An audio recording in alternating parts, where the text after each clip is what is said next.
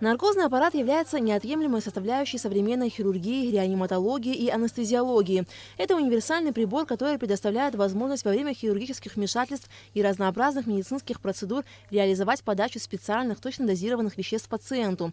Наркозный аппарат может использоваться для организации искусственной и вспомогательной вентиляции легких. Устройство позволяет медикам постоянно мониторить основные жизненные параметры пациента и дает возможность успешно проводить медицинские вмешательства, которые требуют наркоза. Минздрав республики приобрел за 2 миллиона 800 тысяч рублей современный наркозный аппарат для отделения родовспоможения республиканской больницы. Аппарат новый, современный, выполняет все функции заданные. У нас, конечно, были наркозные аппараты до сих пор, мы много лет работаем, и без наркозного аппарата роддом существовать не может. Но мы тоже, как многие современные учреждения, хотим двигаться вперед, хотим приобретать лучшее оборудование, с чем мы обратились в Министерство здравоохранения, и министр нас услышал, помог нам, и было закуплено вот такое замечательное оборудование. Старому аппарату для наркоза 12 лет, при этом его эксплуатационный срок не больше 5 лет. Но несмотря на это, аппарат тоже в рабочем состоянии. Однако он уже не выдает все необходимые параметры. С новым наркозным аппаратом уже проведены 4 операции. Врачи-анестезиологи отмечают, что у аппарата большие преимущества. По сравнению со старым, этот аппарат обладает 6 режимами, который старый, допустим, имел только 2 режима, 3. И на старом запчастей уже нету. Не поставляются. А этот аппарат новый, для экстра-класса анестезии можно проводить. Плюс помимо обычно, что аппарат ИВЛ наркозный дает, тут еще можно газами тоже работать. Один испаритель стоит, севофлюоран, надеемся, будем тоже ими работать. Помимо взрослых, здесь можно еще любой возраст использовать, как дети, так и новорожденные. Так что аппарат обладает некоторыми техническими данными, допустим, что этот не имеет.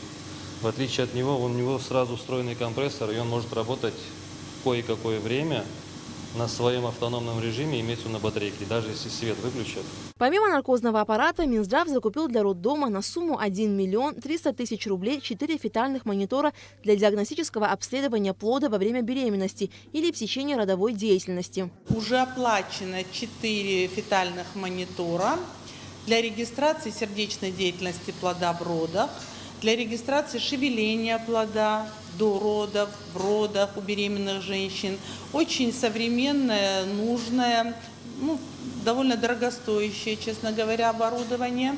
Но без такого оборудования никакой роддом современный существовать не может. Кроме всего прочего, врачи родильного дома регулярно выезжают за границу, участвуют в различных конференциях, повышают свою квалификацию. Вот только вчера мы вернулись с конференции, международной конференции, которая проходила в Сочи. Называлась она «Статус Presence» под руководством профессора Родзинского. Большой коллектив наших врачей выезжал на учебу, выслушали огромное количество лекций. Было всего проведено 1100 лекций. Конечно, успеть на все лекции одновременно невозможно, но каждый выбирал себе то, что ему нужно для работы. Со своей стороны мы очень стараемся. Думаю, что наши руководители тоже хотят, чтобы наше учреждение выглядело современно, прилично, чтобы у нас было все, что нужно для слаженной работы. Что касается коллектива, я думаю, что мы не подведем. В Сухумском родильном доме делается все возможное для создания комфортных условий пациентам, чтобы, используя современное оборудование, они получали необходимую медицинскую помощь. Аля Катрапш, Михаил Братухин, Абхазское телевидение.